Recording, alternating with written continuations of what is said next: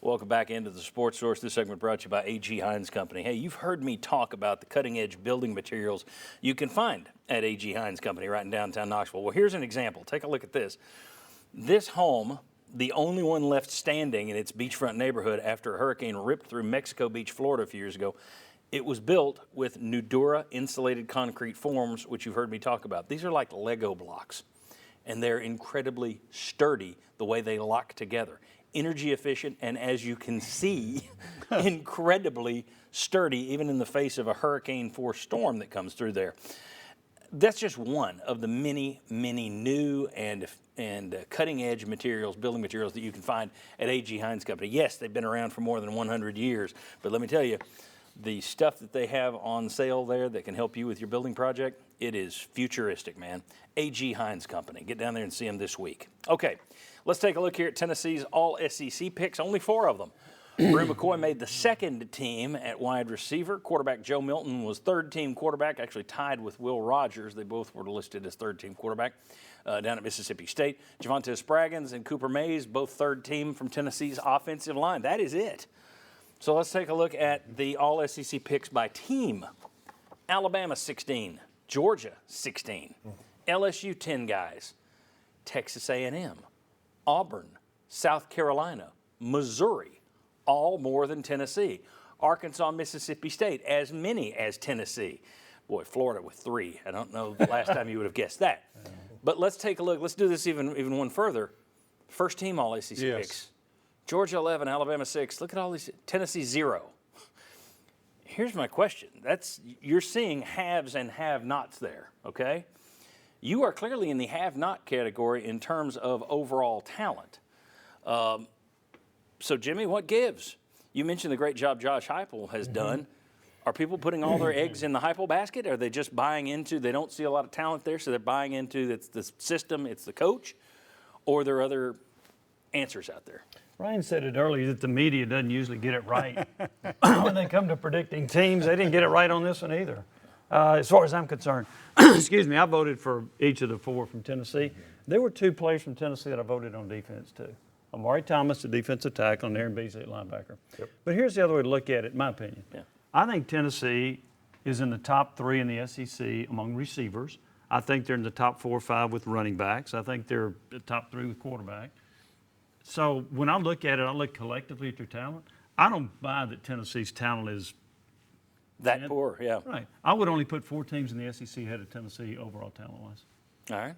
Yeah, was Jalen Hyatt on last year's all-SEC preseason? No. Yeah. They develop players at Tennessee, and Jimmy's right. There is it's a collective right now.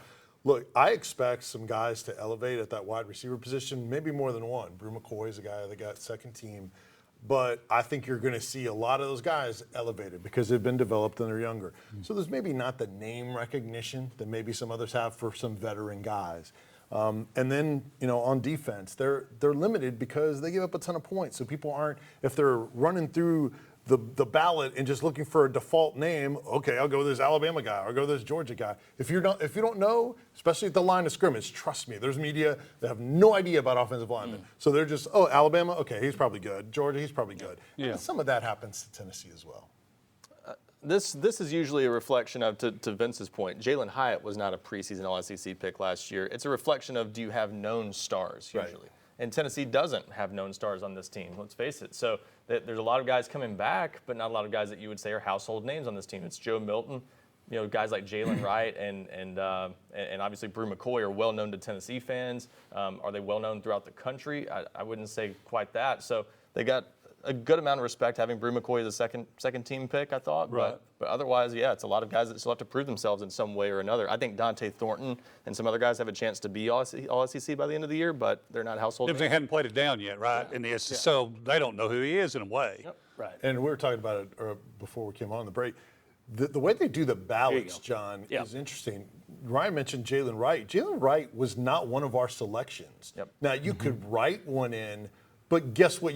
That person has no chance of winning. Right, because you're not going to get 100 people to write them in. So they give you some choices. They tell you how many to pick at that position, and you just drag it over until you have it lined up. You can order it any way you want, but it's limited at each position. It's not wide open. So I think that factors for the non-powers like Georgia and Alabama. Yeah, and it also shows what the NFL is known for years and years. There's a lot of talent in the SEC, right? So you're competing with some pretty good, high-level people. And if I'm Tennessee, thank you for the motivation. We did not have a single first-team All-SEC player. That's what you want going into a season. To me, that makes me want to work even a little bit harder. Yeah. Show them wrong.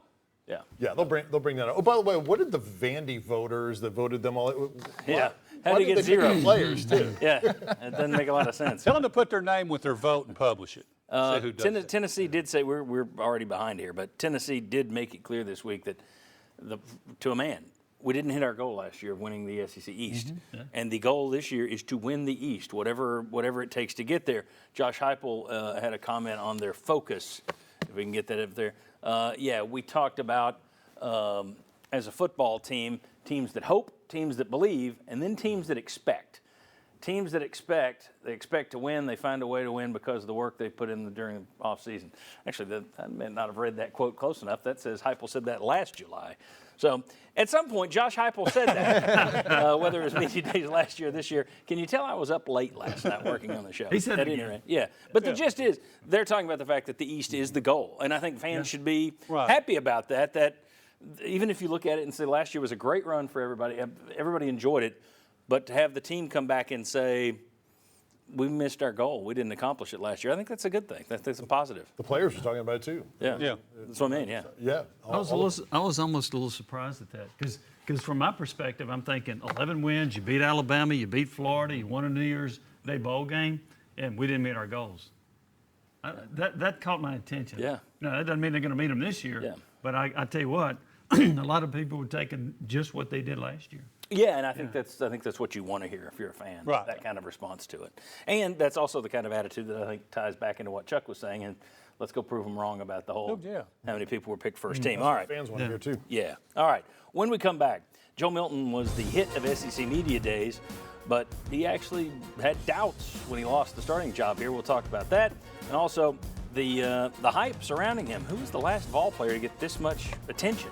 Granted, it's about that huge right arm, but still, how far back you got to go? We'll talk about that next. Come on back on the Sports Source.